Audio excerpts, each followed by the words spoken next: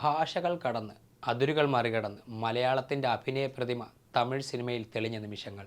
അതെ, തമിഴ്നാട് സർക്കാരിൻ്റെ ചലച്ചിത്ര പുരസ്കാര നേട്ടത്തിൽ ഈ വർഷം മലയാളി അഭിനേതാക്കൾ തങ്ങളുടെ അഭിനയ മികവിലൂടെ ശക്തമായ സാന്നിധ്യം അറിയിച്ചിരിക്കുകയാണ്. കീർത്തി സുരേഷ് പാമ്പ് സട്ട എന്ന ചിത്രത്തിൽ സാമൂഹികമായി അവഗണിക്കപ്പെടുന്ന ഒരു സമൂഹത്തിൽ നിന്ന് ഉയർന്നു വരുന്ന യുവതിയായി കീർത്തി സുരേഷ് അവതരിപ്പിച്ച കഥാപാത്രം അതിൻ്റെ ആത്മവിശ്വാസവും പ്രതിരോധ ശക്തിയും കൊണ്ടാണ് ശ്രദ്ധ നേടുന്നത്.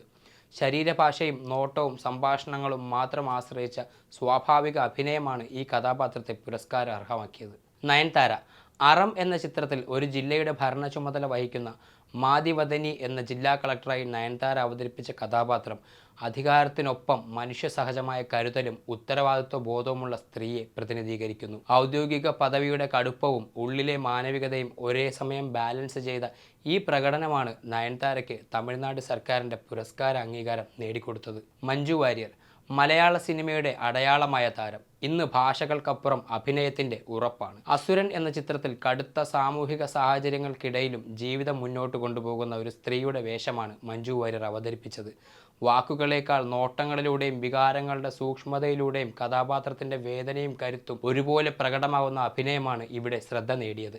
അപർണ ബാലമുരളി ലാളിത്യവും ശക്തിയും ഒരേ സമയം കൈകാര്യം ചെയ്യുന്ന നടി.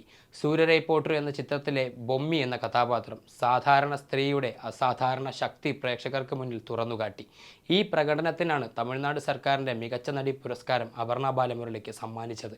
ലിജോ മോൾ ജോസ് വാക്കുകളില്ലാതെ പോലും അഭിനയം സംസാരിക്കുന്ന നടി.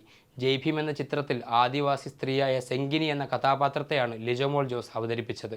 വലിയ സംഭാഷണങ്ങളില്ലാതെ തന്നെ വേദനയും ധൈര്യവും ഒരേ സമയം പറയുന്ന ശക്തമായ പ്രകടനമായിരുന്നു ലിജോമോളുടേത്.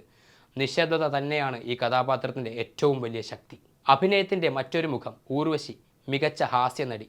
2017 പുറത്തിറങ്ങിയ മകിളർ മട്ടും എന്ന ചിത്രത്തിൽ സാമൂഹിക ബോധവും വ്യക്തമായ നിലപാടുമുള്ള ഒരു സ്ത്രീയായാണ് ഊർവശി എത്തുന്നത്. ഹാസ്യവും ഗൗരവവും ഒരേ സമയം ബാലൻസ് ചെയ്ത ഈ കഥാപാത്രമാണ് അവരെ തമിഴ്നാട് സർക്കാരിൻ്റെ പുരസ്കാര വേദിയിൽ ശ്രദ്ധേയയാക്കിയത്. സംഗീതത്തിലൂടെ മലയാളത്തിൻ്റെ സാന്നിധ്യം വൈക്കം വിജയലക്ഷ്മി. മണ്ണിൻ്റെ ഗന്ധമുള്ള ശബ്ദം, ജനകീയ സംഗീതത്തിൻ്റെ ആത്മാവ്. തമിഴ് സിനിമയിലെ ഭക്തിഗാനങ്ങളും ഹൃദയസ്പർശിയായ ഗാനങ്ങളും സ്വരമാക്കി മാറ്റിയ വൈക്കം വിജയലക്ഷ്മി ഈ വർഷത്തെ മികച്ച ഗായിക പുരസ്കാരത്തിന് അർഹയായി. മികച്ച വില്ലൻ റഹ്മാൻ. ഒരു മുഖത്തിരൈ എന്ന ചിത്രത്തിൽ പ്രതികാരവും കണക്കുകൂട്ടലും ഒരുമിച്ച് ചേർന്ന ശക്തമായ പ്രതിനായകനായാണ് റഹ്മാൻ എത്തുന്നത്. ശബ്ദമുയർത്താതെയും അമിത അഭിനയമില്ലാതെയും ഭീതിയുണർത്തുന്ന ഒരു വില്ലൻ കഥാപാത്രത്തെ നിയന്ത്രിതമായ അഭിനയത്തിലൂടെ അവതരിപ്പിച്ച ഈ പ്രകടനമാണ് റഹ്മാനെ മികച്ച വില്ലൻ പുരസ്കാരത്തിലേക്ക് എത്തിച്ചത്. തമിഴ് സിനിമയുടെ വേദിയിൽ മലയാളത്തിൻ്റെ കഴിവുകൾ ഇത്രയേറെ തിളങ്ങുന്ന ഈ നിമിഷം ഇത് വെറും കേവലം അവാർഡുകൾ മാത്രമല്ല, മലയാള കലാകാരന്മാരുടെ പരിശ്രമത്തിനുള്ള അംഗീകാരങ്ങൾ കൂടെയാണ്. ഒരുപാട് സന്തോഷം, അതിലേറെ അഭിമാനം.